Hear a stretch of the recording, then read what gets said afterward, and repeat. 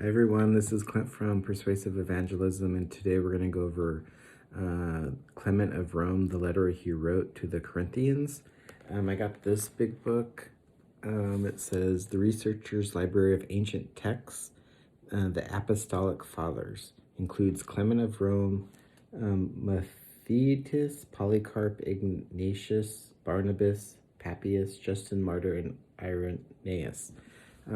So the Apostolic Fathers were the leaders of the church after the apostles died, so the next generation. And many of these fathers were disciples of the apostles, so they learned about the gospel and were discipled by the actual apostles of Jesus.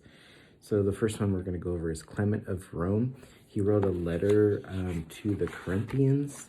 Now, some people date the letter in 96 AD.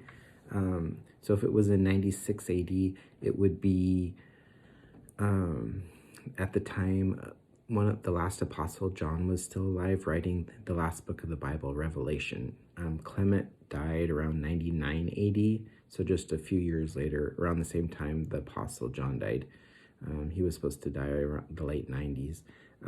But some date this letter even earlier, decades earlier, around early 70 AD or in the late 60s.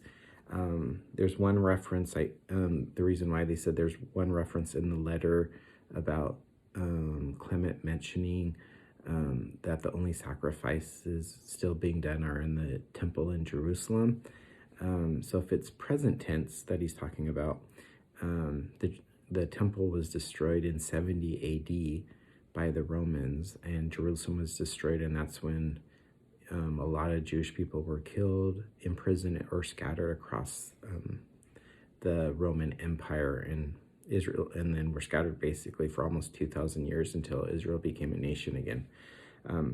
So if that was written around 70 AD, that was just a few years after Paul and Peter died. They died in the mid-60s when when Nero persecuted the Christians after the fire in Rome burned a lot of the city, and he blamed the Christians for it. And then Peter and Paul were martyred. But interesting thing about Clement, he mentions the deaths of Peter and Paul.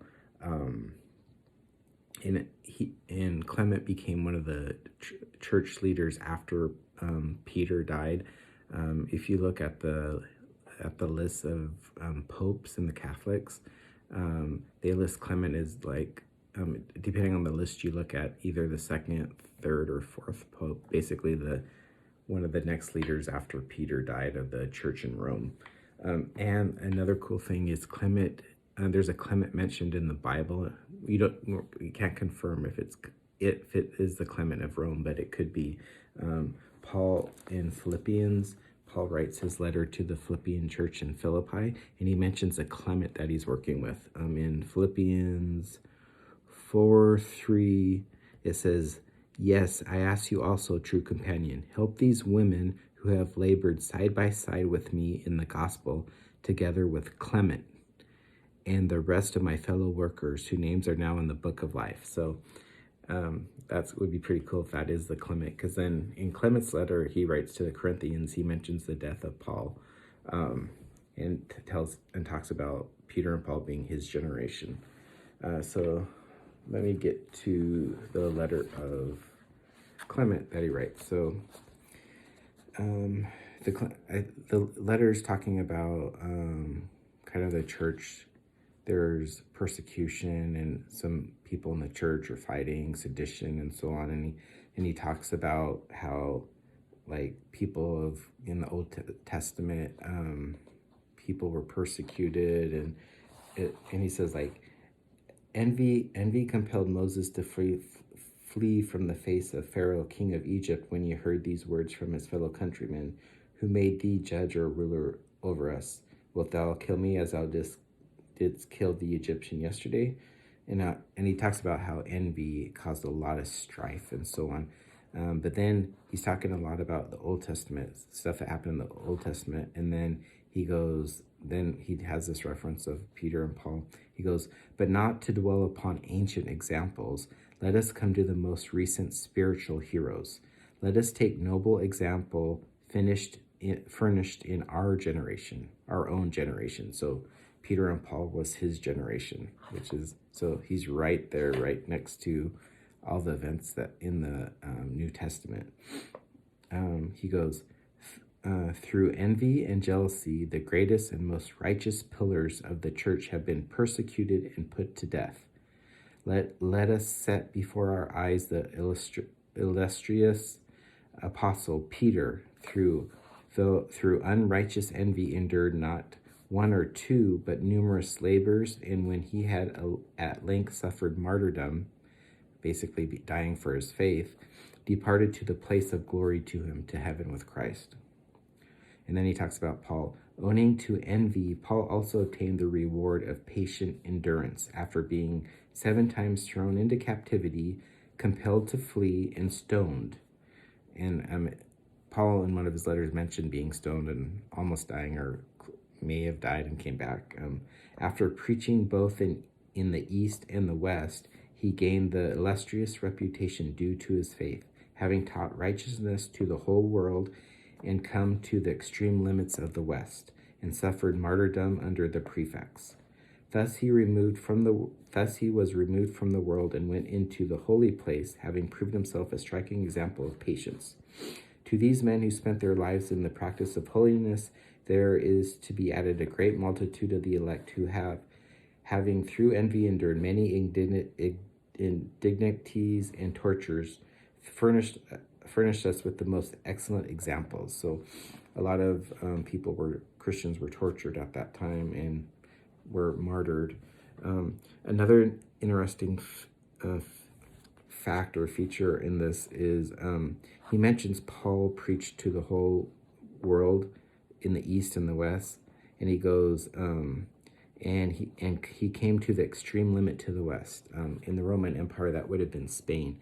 Now, in Acts and some of his epistles, Paul mentions he wants to go to Rome first and then to Spain to preach the gospel. And Acts tells about the early church, and it ends with him making it to Rome. He's basically in prison, and he's going to plead his case to the emperor. So in the Bible, we don't know if he made it to Spain. So this gives a hint that he may have made it to Spain.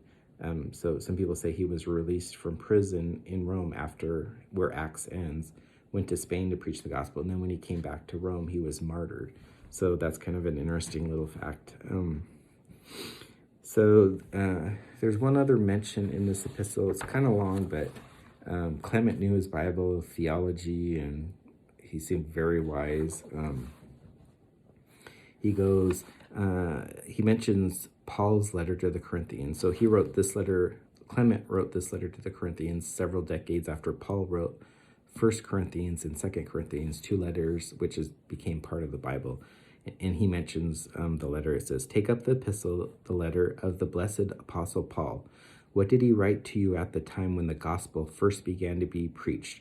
Truly, under the inspiration of the Spirit, he wrote to you concerning himself and Cephas," which is another name for Peter, "and Apollos.